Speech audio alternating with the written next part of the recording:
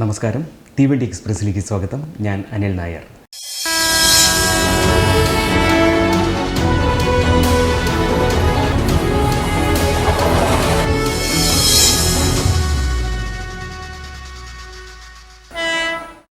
Life of a loco പൈലറ്റിൻ്റെ എപ്പിസോഡുമായിട്ടാണ് എത്തിയിരിക്കുന്നത്. ലൈഫ് ഓഫ് എ ലോക്കോ പൈലറ്റിൻ്റെ കഴിഞ്ഞ എപ്പിസോഡിൽ ഫുഡ് പ്ലേറ്റിനെ കുറിച്ചായിരുന്നു പറഞ്ഞുകൊണ്ടിരുന്നത്. അസിസ്റ്റൻറ്റ് ലോക്കോ പൈലറ്റിൻ്റെ ഫുഡ് പ്ലേറ്റ് ട്രെയിനിങ് ഏകദേശം കഴിയാൻ പോവുകയാണ്. ഫുഡ് പ്ലേറ്റ് ട്രെയിനിങ്ങിന് വരുന്നതിന് മുമ്പ് തന്നെ ഗോൾഡൻ റോക്കിൽ, അതായത് പൊന്മലയിലെ ട്രെയിനിങ് സെൻറ്ററിൽ വെച്ച് റിട്ടേൺ ടെസ്റ്റ് കഴിഞ്ഞിരുന്നു. അതിൻ്റെ റിസൾട്ട് വന്നിട്ടില്ല എന്ന് മാത്രം. ഇനി ഫുഡ് പ്ലേറ്റ് ട്രെയിനിങ് കഴിഞ്ഞിട്ട് വൈവ കോഴ്സിയും പിന്നെ പ്രാക്ടിക്കൽ ടെസ്റ്റും ഉണ്ട്. അസിസ്റ്റൻറ്റ് ലോക്കോ പൈലറ്റിന്, അതായത് ഡീസൽ അസിസ്റ്റൻറ്റിന് എന്ത് പ്രാക്ടിക്കൽ ടെസ്റ്റാണെന്ന് നിങ്ങൾ സംശയിക്കല്ലേ? അന്ന് അതേ സംശയം എനിക്കും ഉണ്ടായിരുന്നു. അങ്ങനെ അസിസ്റ്റൻറ്റ് ലോക്കോ പൈലറ്റിൻ്റെ പ്രാക്ടിക്കൽ ടെസ്റ്റ് ആഗതമായി. അസിസ്റ്റൻറ്റ് ലോക്കോ പൈലറ്റ് ആയിരുന്നെങ്കിൽ ട്രബിൾ ഷൂട്ടിങ്ങിനെ കുറിച്ചായിരുന്നു കൂടുതൽ ചോദ്യങ്ങളും. ഞങ്ങളുടെ കൂട്ടത്തിലുണ്ടായിരുന്ന മിക്കവരോടും ആദ്യ ചോദ്യം എങ്ങനെയാണ് ഒരു ലോക്കോ ചാർജ് എടുക്കുക എന്നുള്ളതായിരുന്നു. എന്നോടും ആ ചോദ്യം ചോദിച്ചിരുന്നു. ചാർജ് എടുക്കുന്നതിന് മുമ്പുള്ള ലോക്കോമോട്ടീവ് ചെക്കിങ് പൂർണ്ണമായിട്ടും പറഞ്ഞു കൊടുക്കണം, അതായത് ലോക്കോയെക്കുറിച്ച് A to Z. അതിനിടയ്ക്ക് ഉപകരണങ്ങളുടെ ലൊക്കേഷൻ എവിടെയാണെന്നുള്ള ചോദ്യവും ഉണ്ടാവും. ഞാൻ പറഞ്ഞു, ലോക്കോമോട്ടീവിൽ ധാരാളം എക്യുപ്മെൻറ്റ്സുകളുണ്ട്. ഈ എക്യുപ്മെൻറ്റ്സുകളുടെ ലൊക്കേഷൻ ചോദിക്കലുണ്ട്. ചോദ്യങ്ങൾക്ക് ശേഷം, അതായത് വൈവിക്ക് ശേഷം, ഞങ്ങളെ ഗോൾഡൻ റോക്കിലുള്ള ഡീസൽ ലോക്കോമോട്ടീവ് ഷെഡിലേക്ക് കൊണ്ടുപോയി. നമ്മുടെ GOC ലോക്കോ ഷെഡ്.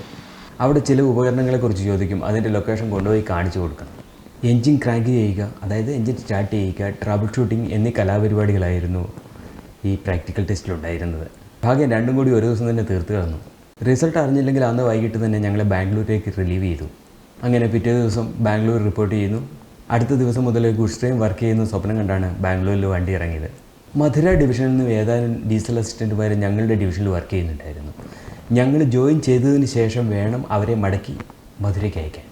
അപ്പോൾ ഞങ്ങൾ ഉറപ്പിച്ചു, തീർച്ചയായിട്ടും ഞങ്ങൾക്ക് അടുത്ത ദിവസം തൊട്ട് വർക്കിംഗ് സ്റ്റാർട്ടാവുമെന്ന്. പക്ഷേ ഞങ്ങളെയെല്ലാം അത്ഭുതപ്പെടുത്തിക്കൊണ്ടുള്ള ഒരു ഓർഡറാണ് ഞങ്ങൾക്ക് ലഭിച്ചത്.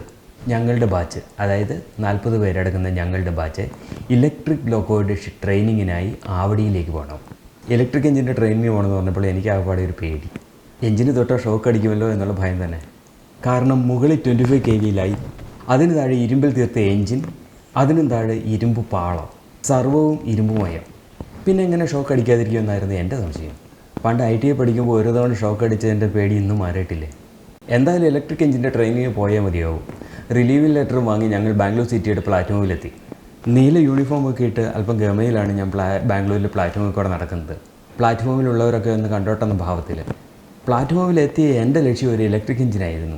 എങ്ങനെയെങ്കിലും ഒരു ഇലക്ട്രിക് എഞ്ചിൻ കണ്ട് അതിലൊന്ന് കയറി നോക്കണം. ഷോക്ക് അടിക്കുമെന്ന് അറിയണ്ടേ. നോക്കുമ്പോൾ 5ാമത്തെ പ്ലാറ്റ്ഫോമിൽ ഒരു ഇലക്ട്രിക് എഞ്ചിൻ കിടപ്പുണ്ട്. നേരെ അങ്ങോട്ട് വെച്ച് പിടിച്ചു. ഭാഗ്യം ലോക്കോയിൽ ഷണ്ടിങ് ലോക്കോ പൈലറ്റ് ഉപവിഷ്ടനായിട്ടുണ്ട്. ആ ഇലക്ട്രിക് എഞ്ചിൻ്റെ അടുത്തെത്തി 1 മീറ്റർ അകലം പാലിച്ച് ഞാൻ എഞ്ചിനിലേക്ക് എത്തി നോക്കി. എൻ്റെ കണ്ണുകൾ എഞ്ചിൻ ക്യാബിൻ മുഴുവൻ അരിച്ചു പെറുക്കി. എഞ്ചിൻ ക്യാബിൻ്റെ തറയും ഇരുമ്പാണ്. ഞാനോർത്ത വല്ല ഇൻസുലേറ്റർ ഇട്ടിട്ടുണ്ടാവുമെന്ന്. ലോക്കോ പൈലറ്റ് പിടിക്കുന്ന ഹാൻഡിലും ഇരിക്കുന്ന സീറ്റും എല്ലാം ഇരുമ്പ്. ഹോൺ അടിക്കുന്ന ബട്ടണാണെങ്കിൽ അതും ഇരുമ്പ്. പിന്നെ എങ്ങനെയാണ് ഷോക്ക് അടിക്കാതിരിക്കുന്നത്? എൻ്റെ ആകാംക്ഷയോടുള്ള നോട്ടവും നീല കളർ യൂണിഫോം കണ്ടുകൊണ്ടായിരിക്കണം ഷണ്ടിങ് ലോക്കോ പൈലറ്റ് ചോദിച്ചു, അസിസ്റ്റൻറ്റ് ലോക്കോ പൈലറ്റ് ആണോ എന്ന്. അതേന്ന് പറഞ്ഞപ്പോൾ എഞ്ചിനുള്ളിലേക്ക് വരാൻ ആവശ്യപ്പെട്ടു.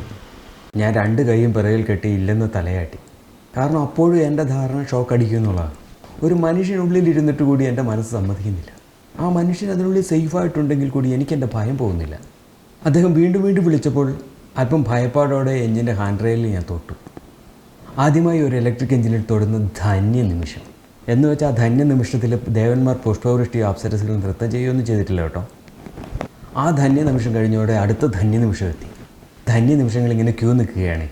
2ാമത്തെ ധന്യ നിമിഷത്തിൽ ഞാൻ എൻ്റെ വലത് കാൽ വെച്ച് ആദ്യമായി ഇലക്ട്രിക് എഞ്ചിനിൽ കയറി. കഷ്ടമെന്ന് പറയട്ടെ, അപ്പോഴും ദേവന്മാർ പുഷ്പവൃഷ്ടി നടത്തിയില്ല. എന്തായാലും എഞ്ചിനിൽ കയറിയതല്ലേ, അവിടെ കുറച്ച് നേരം നിൽക്കട്ടെ അല്ലേ. എഞ്ചിനിൽ എന്താണ് സംഭവിച്ചതെന്ന് അടുത്ത എപ്പിസോഡിൽ പറയാം. പിന്നെ പതിവ് പോലെ ചാനൽ സബ്സ്ക്രൈബ് ചെയ്തിട്ടില്ലെങ്കിൽ സബ്സ്ക്രൈബ് ചെയ്യണം. അപ്പം അടുത്ത വിശേഷങ്ങളുമായി ഞാനെത്തും. അതുവരേക്കും ബൈ.